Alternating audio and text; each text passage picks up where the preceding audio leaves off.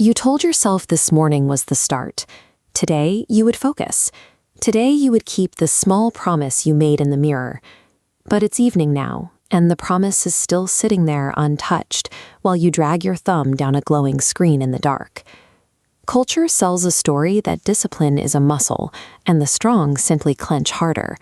The implication is that if you fail, you simply aren't strong enough. Every time you fall short, that story whispers the failure is a flaw in your character. A person who believes daily failures stem from a broken soul eventually stops trying to change. They just learn to hate themselves a little more each night. The room you were standing in when you gave way likely dictated the outcome long before you ever arrived. At the center of behavioral science sits a counterintuitive fact. The individuals who possess the most self-control are actually the ones who use it the least. If you were to follow the most disciplined people you know through an ordinary day, you would expect to catch them grinding. You'd picture them white-knuckling it, staring down the cake or the second drink, saying no hour after hour. The highly disciplined rely on a mechanical reality. They arrange their days so the distraction is simply never within arm's reach, creating an environment engineered to ask for fewer moments of resistance. Striving for more grit is a trap.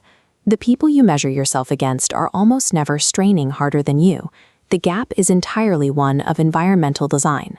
Psychologist Wilhelm Hoffman measured this by giving beepers to hundreds of adults. His team pinged them at random moments across a week to catch thousands of tiny, honest snapshots of ordinary human craving in the wild. They wanted to know exactly how often people were actually fighting temptation. The results turned the muscle story inside out. The people who scored highest in self-control reported resisting temptation far less often than everyone else. They were rarely in the fight to begin with, because they had physically removed the temptations from their path. This chart shows the composition of an average human day. Behavioral scientist Wendy Wood found that 43% of what you do is completely automated, habit fired by the physical room you're standing in while your conscious mind is elsewhere. Wood's team proved this in a movie theater by handing out week-old, stale popcorn.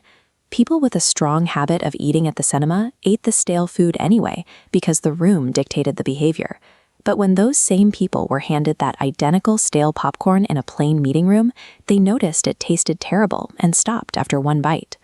At 11 o'clock at night, after a draining day, your willpower is fully depleted. That is precisely the hour your autopilot takes over. If you schedule a fight against your own habits in a poorly designed room at midnight, you are mathematically guaranteed to lose. This is choice architecture. It is the mechanical reality where the physical arrangement of your options decides which one you'll take before your character is ever tested. The first lever is the default. This is whatever happens if you do absolutely nothing, the path of pure laziness. The second lever is friction. This is the number of physical steps placed between you and a specific behavior. When your phone is sitting on the pillow beside your head, the friction is 0 and the default is distraction. You are fighting a mathematically rigged layout. Marcus Aurelius practiced this environmental pre-commitment 2,000 years ago to run an empire.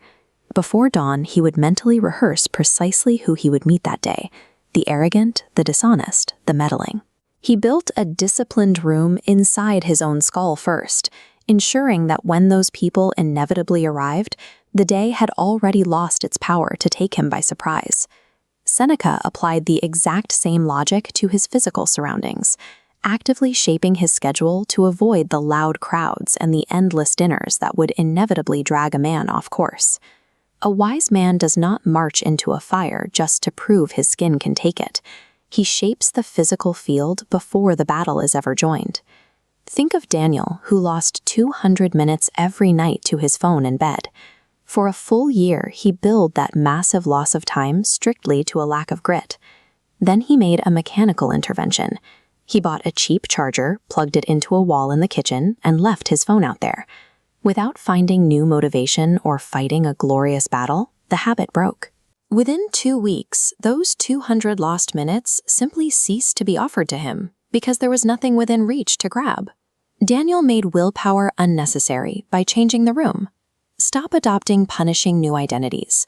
Stop mapping out 5-hour morning routines that you will likely abandon by Thursday. Look at the one promise you keep breaking, week after week.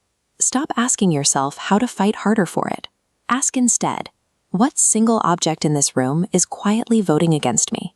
Move that one thing right now. Put snacks on a high shelf. Plug the phone in another room. Lay out your gym clothes exactly where your feet will hit them. Spend 1 ounce of effort while you are clear-headed to save yourself 1,000 agonies tonight. Discipline is a design decision you make exactly once.